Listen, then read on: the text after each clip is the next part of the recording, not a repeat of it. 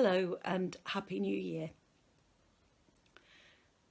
It's difficult saying Happy New Year when it feels like we're still in the 11th month of March and it feels like we haven't really anything yet to be happy about. We look at the news and it's the same old, and we can feel a bit down. There's a famous passage of scripture in the book of Ecclesiastes. For everything there is a season, and this is a paraphrase of it. The pendulum swings and swings back.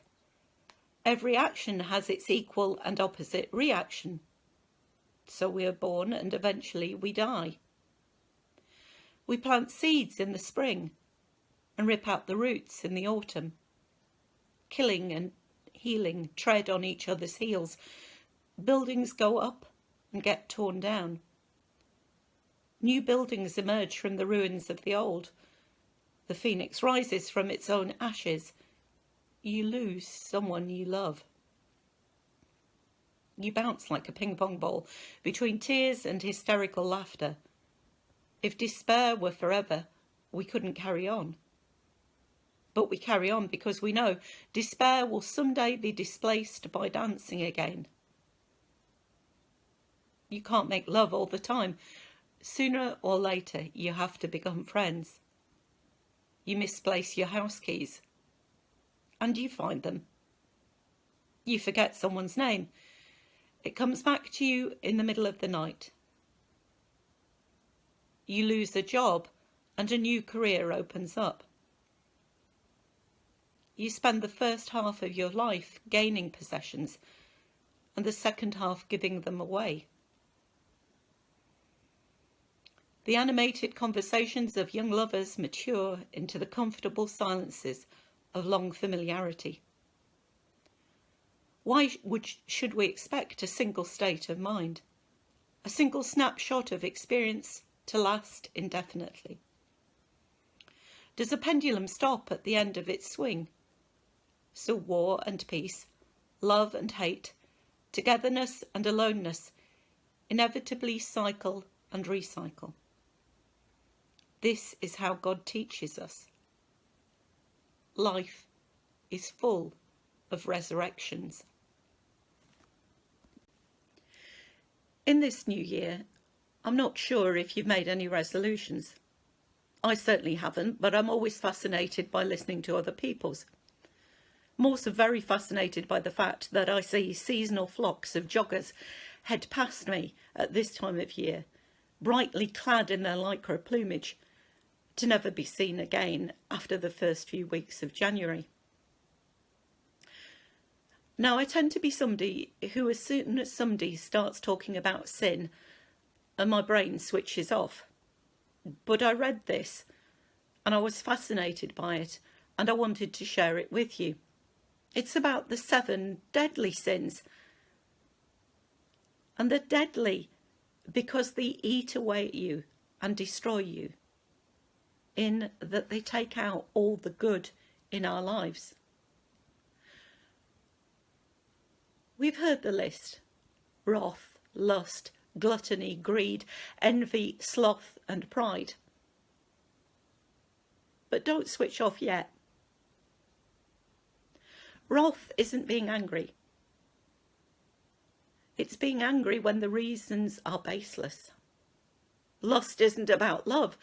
It's about wanting your own way without thinking of anyone else. Gluttony isn't eating too much, despite Christmas. It's about having and keeping and hoarding more than you need. Greed isn't about wanting to make your life better. It's about taking from those who have little. Envy isn't about wanting to improve your life either.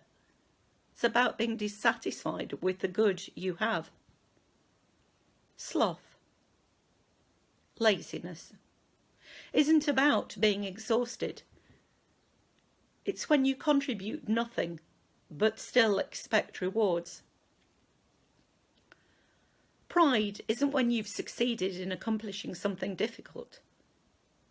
Pride is a sin when you think you're greater than everyone else, when you think you're greater than God.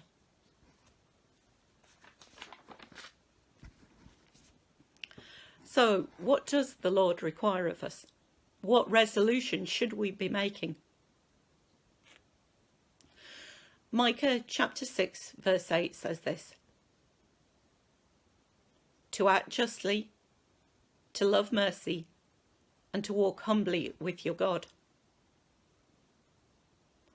We've all followed the news this week, and we've all seen the scandal of the free school meals, what some people think £30 represents and what it should bring to children who are hungry.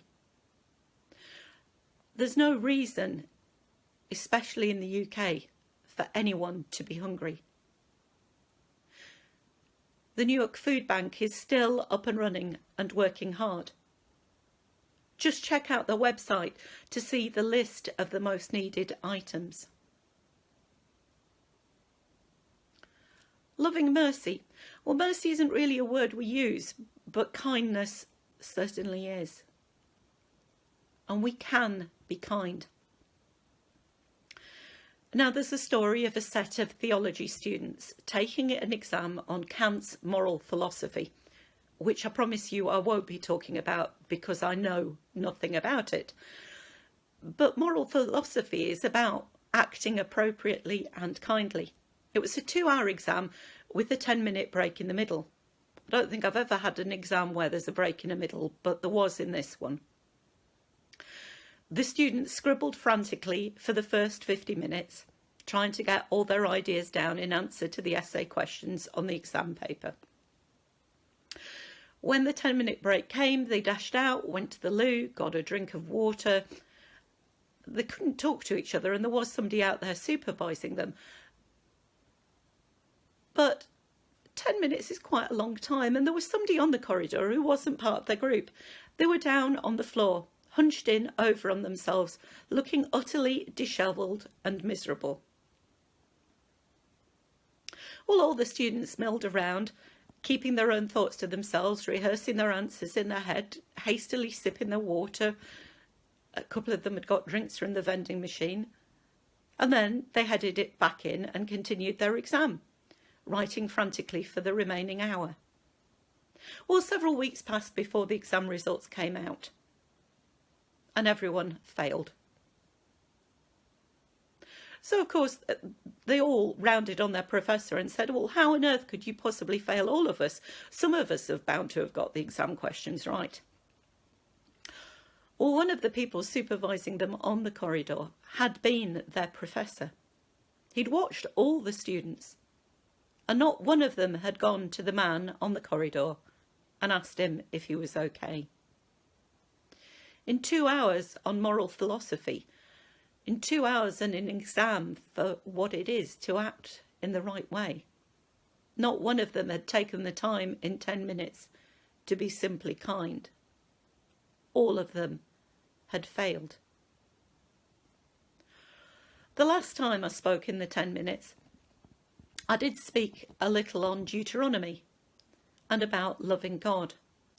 But the passage is a bit longer than that, and it's a bit of a mouthful. It says to fear the Lord your God, to walk in his ways, to love him, to serve the Lord your God with all your heart and with all your soul, and to keep the commands and the laws of the Lord this day for your God. It's a mouthful. Micah makes it easier for us, although nonetheless challenging. Act justly, love mercy, walk humbly.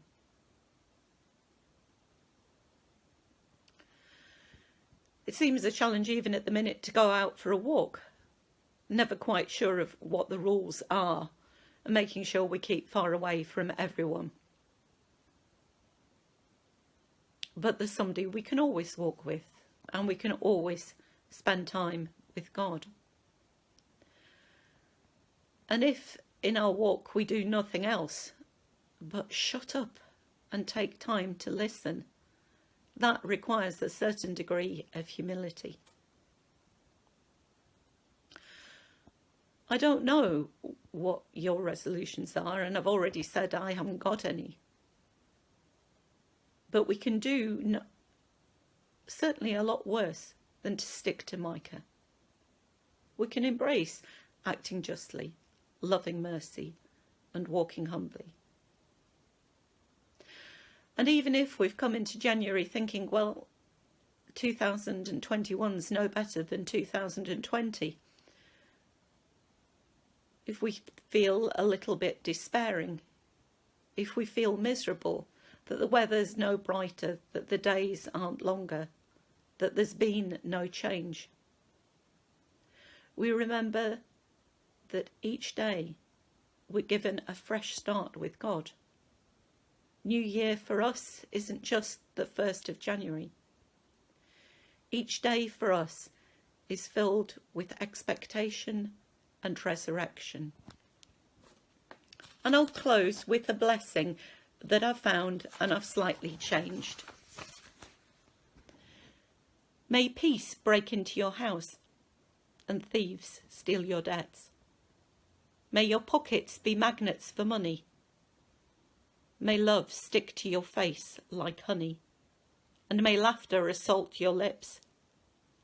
May your clothes smell of success like bonfires, and may happiness slap you across the face.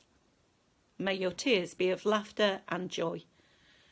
May the problems you had forget your home address, and may love flood in. May all of you be blessed.